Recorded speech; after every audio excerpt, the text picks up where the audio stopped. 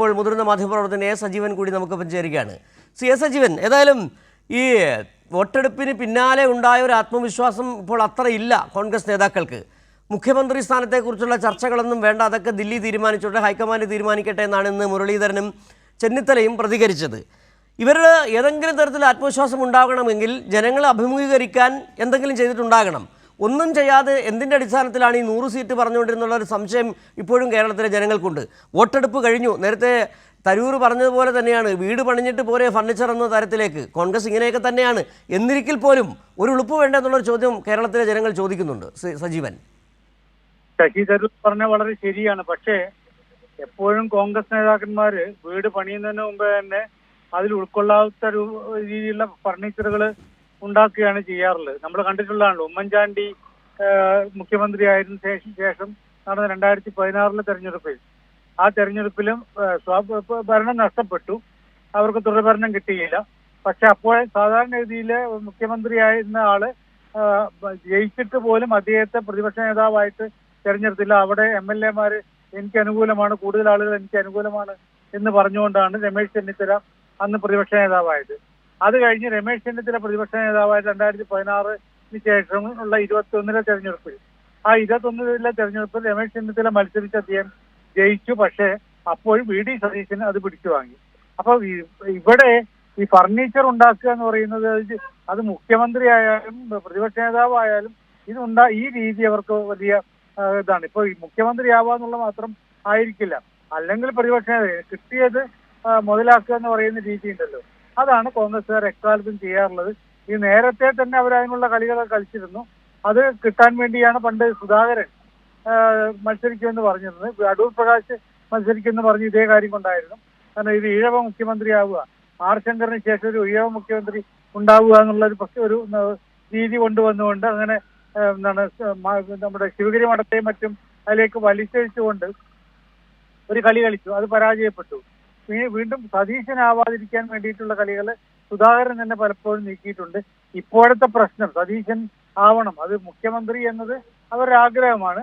അതല്ല, ആയില്ലെങ്കിൽ പ്രതിപക്ഷ നേതാവായിട്ടെങ്കിലും സതീശൻ തന്നെ വേണമെന്നുള്ള രീതിയിലാണ് ഈ എറണാകുളം DCC പ്രസിഡന്റിന്റെ ഈ പ്രഖ്യാപനം എന്ന് പറയുന്ന സതീശന്റെ പ്രഖ്യാപനമായിട്ടാണ്. അല്ലെങ്കിൽ സതീശൻ പറയുന്നതാണ് ശ്രീനാഥ് പറയുന്ന കാര്യം എന്ന് നമുക്ക് എല്ലാവർക്കും അറിയാവുന്നത്. സതീശന്റെ ഏറ്റവും പ്രിയപ്പെട്ട ആളാണ്, സതീശന്റെ ഒരു നിഴലായി നിൽക്കുന്ന ഒരാളാണ്. സ്വാഭാവികമായിട്ടും അത് സതീശൻ പറയുന്നത് തന്നെയാണ്.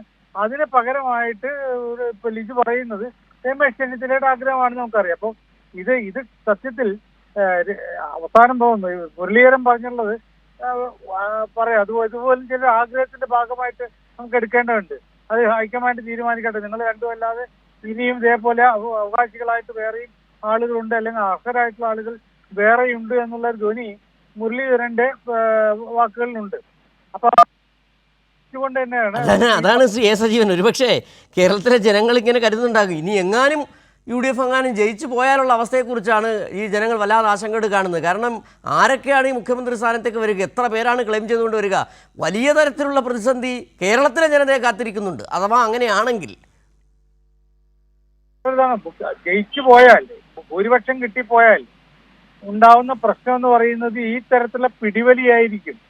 മുഖ്യമന്ത്രിയെ തീരുമാനിക്കുക, നമ്മൾ പലപ്പോഴും പല കാര്യങ്ങളിലും കണ്ടിട്ടുള്ള, പല സംസ്ഥാനങ്ങളിലും കോൺഗ്രസ് വിജയിച്ചു കഴിഞ്ഞാൽ പിന്നീട് മുഖ്യമന്ത്രിയെ തീരുമാനിക്കാൻ വേണ്ടിയുള്ള അടിയും ബലപ്രയോഗവും എന്തെല്ലാം തരത്തിലുള്ള കാര്യങ്ങളുണ്ട്. ഹൈക്കമാൻഡ് എന്ന് പറയുന്ന നോക്കുകുത്തിയായിട്ട് നിൽക്കുന്ന അവസ്ഥ നമ്മൾ ഇതിൽ പല സ്ഥലങ്ങളിലും കണ്ടിട്ടുള്ളതാണ്. ഇപ്പോഴും നമ്മൾ നേരത്തെ തെരഞ്ഞെടുപ്പ് നടന്നിട്ടുള്ള ഇവിടെ കർണാടകയിൽ, അവിടെ ശിവകുമാർ മുഖ്യമന്ത്രിയാവും എന്നുള്ളതായിരുന്നു ആദ്യം പറഞ്ഞു കേട്ടത്. പക്ഷെ സിദ്ധരാമയ്യ ആ വിട്ടുകൊടുത്തില്ല. എന്നാ പിന്നെ ഇത്ര കാലം കഴിഞ്ഞ് കൊടുക്കാമെന്ന് പറഞ്ഞ് ഇപ്പോഴും വിട്ടുകൊടുക്കുന്നില്ല. ആ അടി ഇങ്ങനെ ഈ 5 വർഷം ഭരണം കിട്ടിക്കഴിഞ്ഞാൽ 5 വർഷക്കാലം നീയോ ഞാനോ എന്നുള്ള കളികൾ സ്വാഭാവികമായിട്ടും കേരളത്തിലുണ്ടാകും.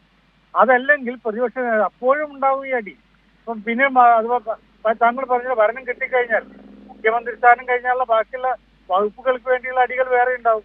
അപ്പൊ ഈ അവിടെയൊക്കെ രാഹുൽ ഗാന്ധിക്ക് പോലും നിയന്ത്രിക്കാൻ പറ്റാത്ത രൂപത്തിലായിരിക്കും കോൺഗ്രസിലെ ഈ MLA-മാർ എന്ന് പറഞ്ഞാൽ അവർക്ക് നേതൃത്വം കൊടുക്കുന്ന ആളുകളുടെ കളികൾ മുഴുവൻ ഉണ്ടാവുക. ഏതായാലും രസകരമായ കളികൾ വരാനിരിക്കുന്നുണ്ട്. നമ്മൾ ഏതാണ്ട് ഈ വോട്ടെണ്ണൽ ദിവസമാകുമ്പോഴേക്കൊക്കെയാണ് ഈ ആവശ്യങ്ങളൊക്കെ ഉന്നയിക്കപ്പെടുക എന്നാണ് വിചാരിച്ചത്. പക്ഷെ ഇവിടെ വോട്ടെടുപ്പ് കഴിഞ്ഞതിന്റെ തൊട്ട് പിറ്റേ ദിവസം തന്നെ ഇത്തരം കാര്യങ്ങളൊക്കെ വന്നു എന്ന് പറയുന്നത് വളരെ തമാശയുള്ള ഒരു കാര്യം തന്നെയാണ്. അതെ അതെ, വളരെ നന്ദി ശ്രീ എ സജീവൻ ഈ സാഹചര്യത്തിൽ ഈവനിംഗ് ഡിബേറ്റിൽ പ്രതികരിച്ചിരുന്നു.